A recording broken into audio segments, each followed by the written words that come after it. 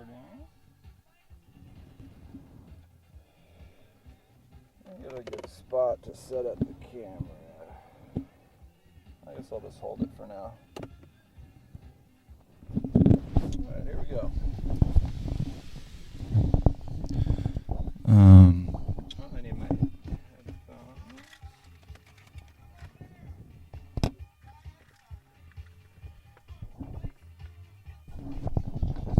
Okay, here we go. Welcome to another edition of Freeboard or Parliament Board Company Tech Talk. This will be episode 2. Thank you for joining me the other evening for the first ever episode, and thank you for bearing with me during the technical issues and just for listening to me ramble a little bit, because this is all new to me. So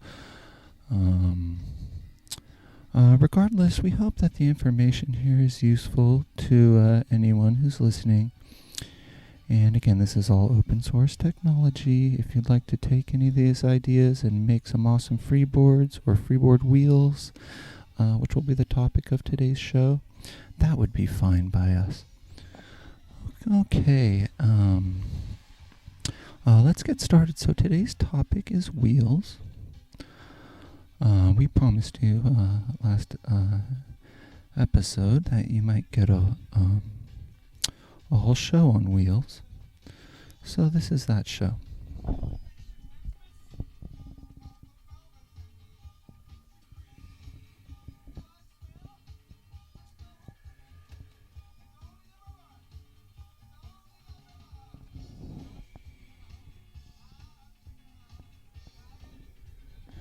OMG, it's Quinn asks, what am I doing with those ABEC clones? So these are not ABEC 11 wheels,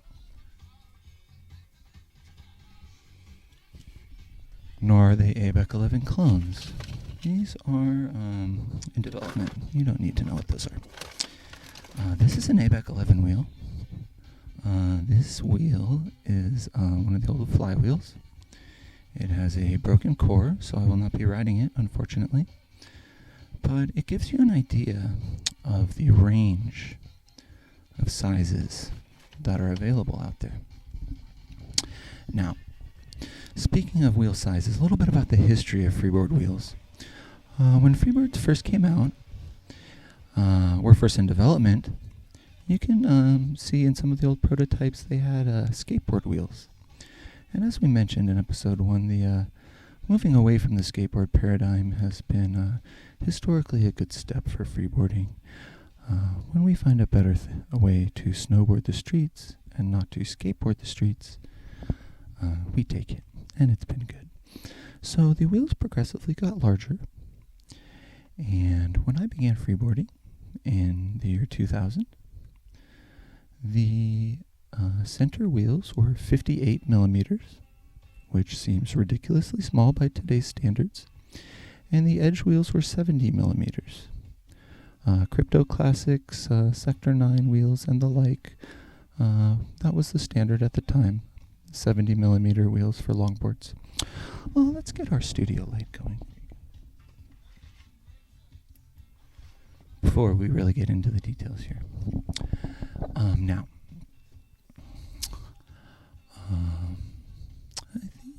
very early on in my freeboarding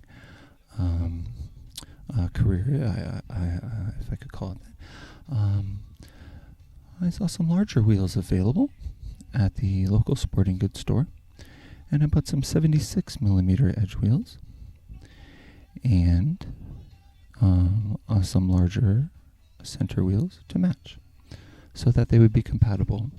Again, the height relationship between the edge wheels and the little tiny wheel is very important.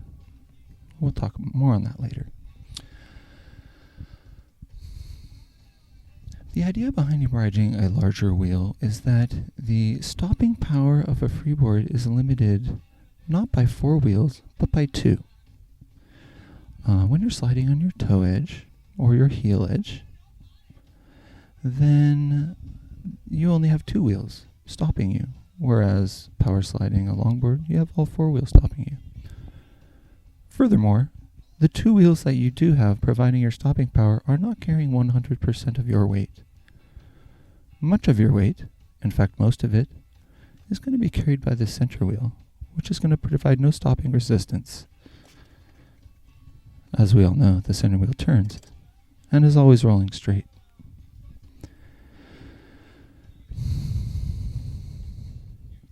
Moving on.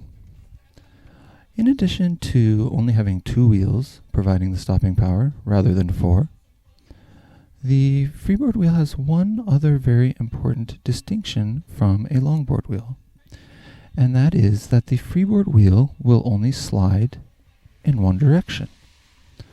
A longboard wheel needs to be designed to slide in two directions, the downhill edge and the inside edge, maybe leading depending on if you're doing a toe side slide or a heel side slide. On a freeboard, of course, we're only sliding on two wheels, and the wheel will always be sliding with the inside edge as the leading edge. This is your leading edge. Now, there are two different kinds of longboard wheels, essentially. And these are free ride wheels, which are made to slide, and racing or grip wheels or slalom wheels, which are made to grip. The difference between a core-supported wheel that's meant to allow for sliding is that the edges are usually curved. If we can draw a profile of that wheel, here would be the core. These wheels are often very symmetrical, and you'll find that they are largely core supported. Rounded edges, core supported, that's your sliding wheel. Now the grip wheel is a little different. You'll see sharper lips, more overhang, and usually an asymmetrical shape. There's your grip wheel. These sharp edges do not want to slide. They want to grip. And when the force is applied down here, and this is not core supported, that lip will flex. That provides a larger contact patch and more grip. Now, the freeboard wheel demands are multiple. We need the wheel to slide smoothly, yet we need two wheels to provide the grip of four, and to replicate the stopping power and the carving power of snowboarding, we would really like a lot of grip. The problem with a grippy wheel is that they don't slide smoothly. In fact, when you do make them slide, they'll often be subject to the vibration that we refer to as honking. And that's not good. Now I'd like to refer to some old notes here to clarify, to further clarify the idea for an asymmetrical wheel. The fact that these longboard wheels were designed to slide in both directions necessitates the need for symmetry. Sometimes the core will be a little offset. The outer lip will be overhanging more than the inner lip, and that's normal. But generally they're symmetrical, insofar as they need to slide in both directions. Now since the freeboard wheel only needs to slide in one direction, it would make sense for the wheel to be asymmetrical. Let me refer you to some notes on my thoughts about this from 2009. The freeboard wheel is essentially still a longboard wheel. The shape should be more specialized. Traditionally, sharp, unsupported lips are used to increase grip, while core-supported, rounded-off wheels allow smoother slides. But longboard wheels have to slide in both directions. Freeboard wheels only slide inside to outside. Therefore, it's kind of obvious that our wheel should be more asymmetrical than a longboard wheel. The leading edge should be core supported and rounded off, and the outside edge should be, excuse me, I lost my place here. And the outside edge should flex for increased contact patch and grip. It can be done very easily. No custom mold or expert consultation would be required. We simply buy some grippy slalom wheels, round off the inside edge, and see how it works. This experiment has been done with good results.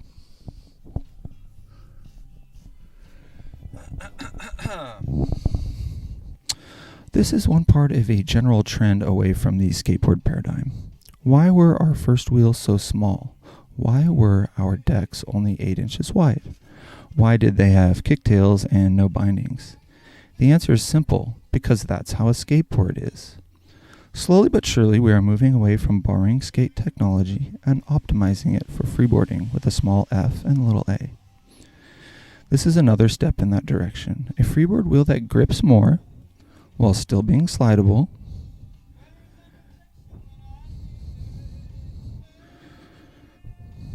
will increase control, safety, similarity to a snowboard edge, which obviously stops and carves much harder, and will do wonders to break the limits of what we can currently do down a hill. Okay, so sorry to repeat myself there, but I had not read these for a long time, and these ideas have been around for a long time. If anyone has a wheel company or a freeboard wheel company or would like to make a wheel company, feel free to use these ideas. Parliament Board Company will not be making wheels, at least not yet. So here's a diagram of what we're talking about. This wheel shape profile is a little exaggerated compared to what the actual dimensions may be. But we see a rounded, core-supported inside edge and a sharp, non-core supported outside edge. This is our expected contact patch. On the leading edge, the contact is very small. This increases the ease of sliding. And as you apply more weight to your edge, the compression and shape will give you a very large contact patch, increasing your grip. Let's see what else is in here, if there's anything else to talk about.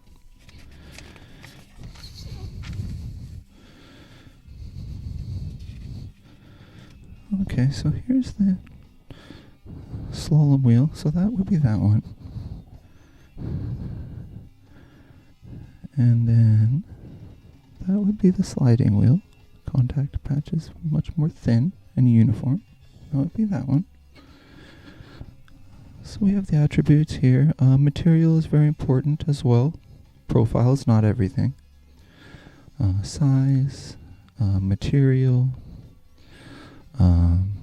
durometer are all very important as well.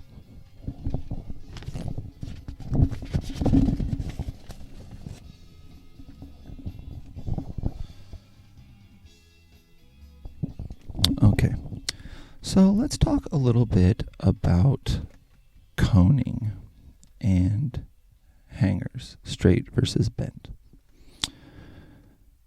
Let's draw a little diagram here. There's your wheel. There's your hanger. There's your other wheel.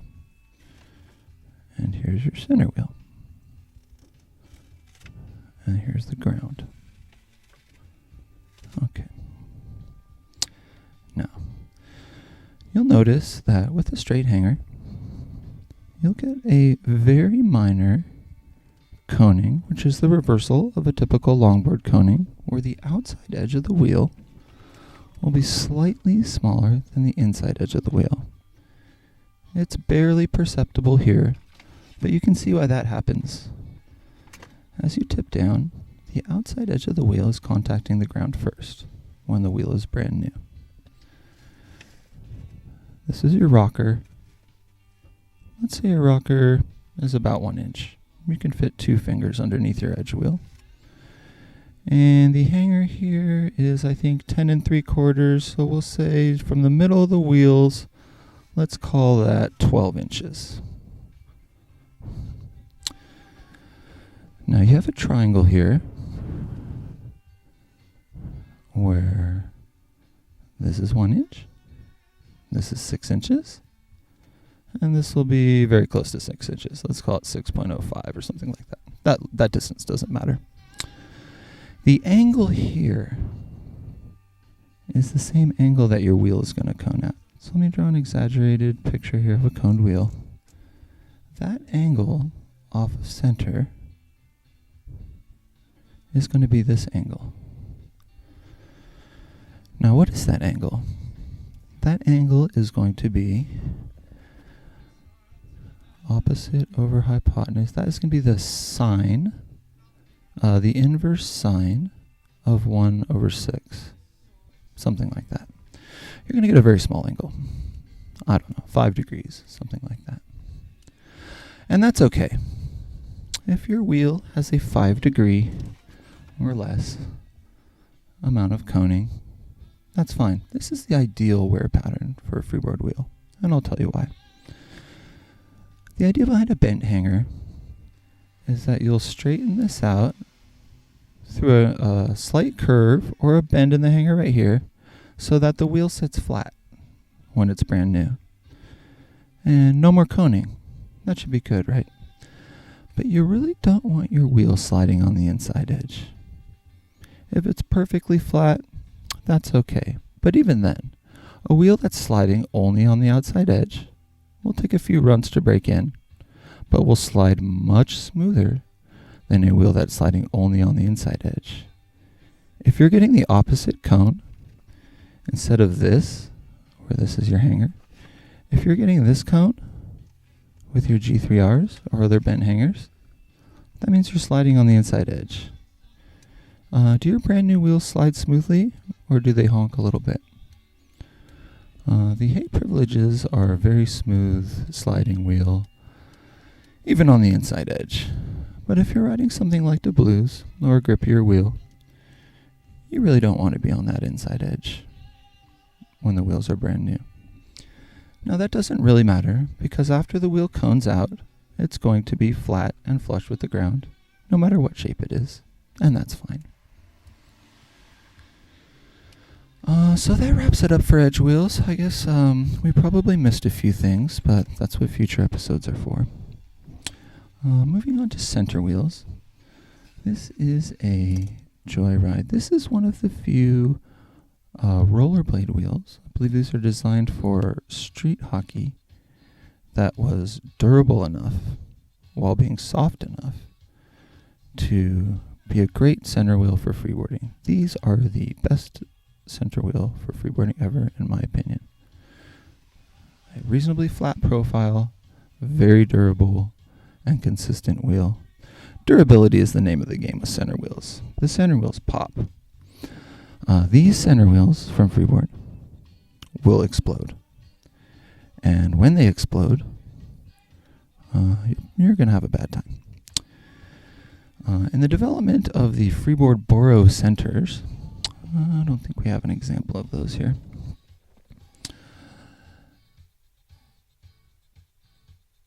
A systematic approach was used to test the durability of the wheels.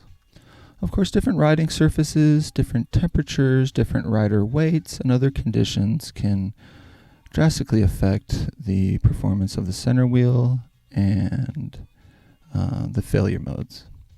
So we set up a spinning wheel lathe with a 10-inch wheel and weighted on that, pressed the centers down, and ran them. This was a simulation for approximately a 150-pound rider, so we put 75 pounds on the single wheel, going nearly 40 miles an hour, sustained.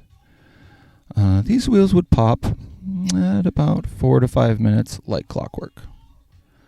Some wheels would go forever. If they lasted more than 20 minutes, we would call that a success. Some wheels did, some wheels didn't. It had a lot to do with the hardness. It also had a lot to do with the profile. A pointier profile wheel is compressing more. Now, the heat that will melt your center wheel and cause it to blow up in this particular failure method does not come from the bearing, and it does not come from the road. The heat comes from the material within the wheel compressing and decompressing so many times per second based on the RPMs. This creates an internal friction in the material, and imagine a donut-shaped portion of the wheel is turning into hot lava. That hot lava is going to expand. Eventually your wheel will pop. It sounds a little bit like stepping on a ketchup packet. And then molten urethane will squirt all over your deck. This is a problem that heavier and faster riders suffered in the early days of freeboarding until better center wheels were sourced and developed. Regarding the joyrides, if you can get your hands on some of these, the Mako Boys are the larger version. The joyrides are the 67 millimeters, and the Mako Boys are 72. Be sure you get the harder durometer. I would not trust the 84A or the 80A joyrides, as they will delaminate. This is a different failure method where the wheel will split from the core, right where the red turns to black there. You want to take very special care to make sure that's not separating. Because when that separates from the core, you're also going to have a bad time. And probably a worse bad time than the melting issue. The melting issue sometimes feels like a flat tire, and you can roll out of it. If your wheel delaminates or gets jammed in the bracket, well, then you're screwed. So only ride the 88A or harder joyrides or Mako Boys if you can get your hands on them. Now, the modular setup here is bolted. So the Europeans and other experimental riders out there, feel free to put a wider bracket on there. You don't need to get an other board or a Gravitas board or whatever to ride the wide centers. Here's a center set longboard wheel. This is symmetrical. That may make a great center wheel. I'm not really sure how wide the center wheel needs to be, because the center wheel is always rolling straight. And so why would you need the width for grip? It wouldn't be for grip, right? It would be to smooth out the ride over rough surfaces, and it may be very good for that. But when you land a 180 and that big wheel has to jerk all the way to the other side, and imagine not being completely optimal. There may be a happy medium that's slightly wider than the standard rollerblade wheel. This is, I believe, 24 millimeters wide, as is the rollerblade standard. Another cool thing about the Parliament caster is that it will fit a very large wheel.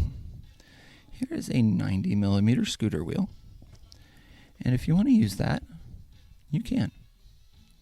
And as we mentioned before, due to the lower geometry, a wheel like this will not raise your effective deck height higher than the leading brand. So that's good. And I think that about wraps it up for wheels. Hopefully you found this informative. Sorry for stumbling there a little bit. We did get a little distracted. Let's give you a couple bonus items just to give you a sneak peek about what we might be talking about in future episodes of Tech Talk.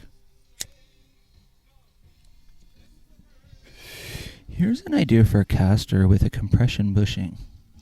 This is an idea I saw on a scooter. And it may be more trouble than it's worth and clunky, but imagine riding a rock-hard wheel that is indestructible and very fast, but you wouldn't deal with the vibrations and of a hard wheel because the ride would be dampened by that little squishy thing. Actually, speaking of that, your ride can be dampened by this little squishy thing that I have under my caster. So I guess actually, yeah, scratch that. We solved that problem already. What else do we have in here? Oh, here's an idea for a spring-loaded hanger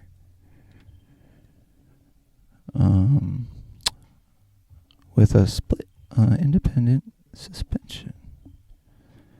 And you will never guess what the date is on that one.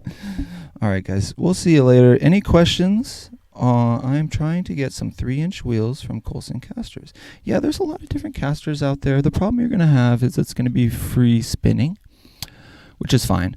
You can take the springs out of these casters. You can take the springs out of a freeboard truck. And I used to do so. And then your caster will be floppy. And you know what? It rides about the same. Once you get up to speed and you're engaging your edges, the center wheel resistance is negligible. Where you will feel the difference with loose casters is riding at slow speeds and pushing. Your board is going to go wacky sauce when you try to push it or when you try to ride it at very low speeds. But you'll be spinning hella fast, and it's a very cool feeling. You don't really need the spring. So take your springs out. See how you like it. If there's any other questions, let me scroll back through the chat, see if there's any other questions. Sharpie on a... Oh, geez. Yeah, you're right. That was not a dry erase marker. Any other questions before we log off here? Go ahead. I'm gonna go ahead, give you guys a minute to ask any questions, and otherwise we're gonna call that a night. Okay.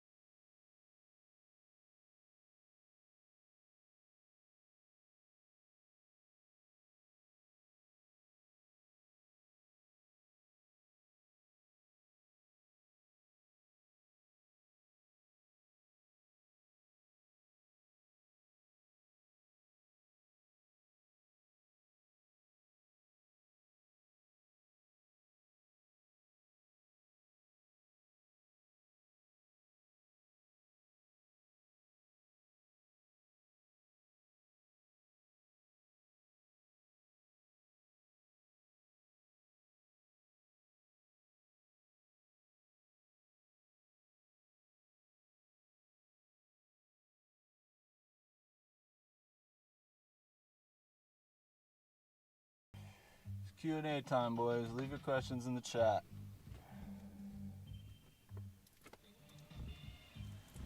I'll be back to answer them. Just a minute.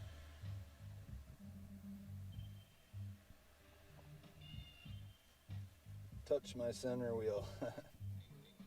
I never really got that joke, the touch my center wheel joke.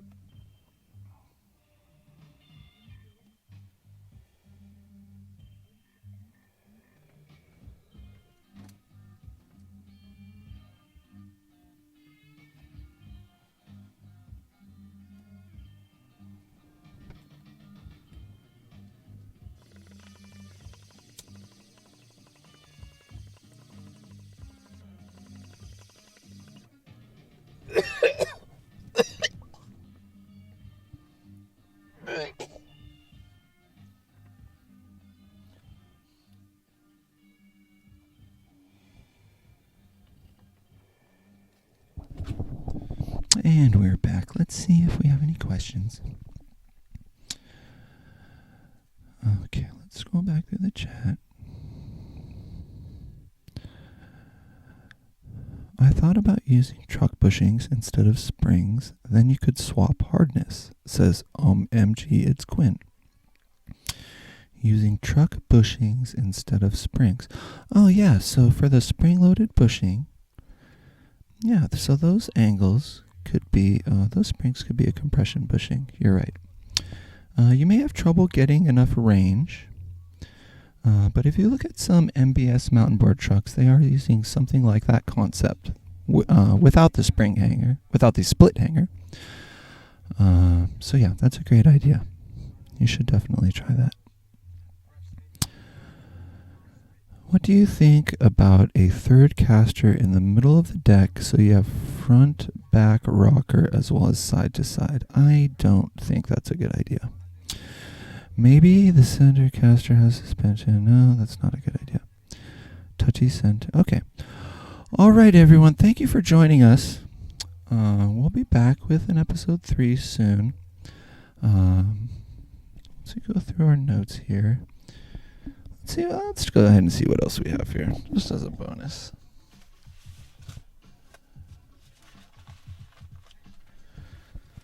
There's an idea for a low-riding caster.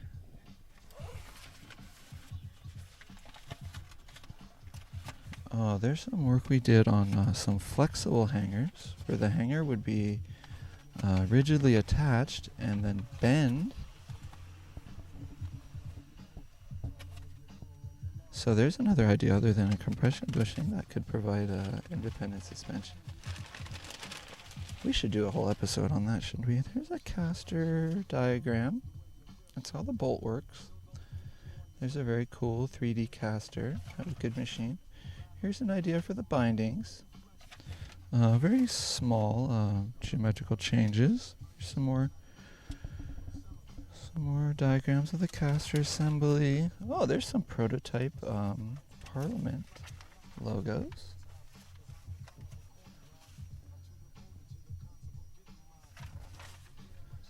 And developing a little further into the logo you know today.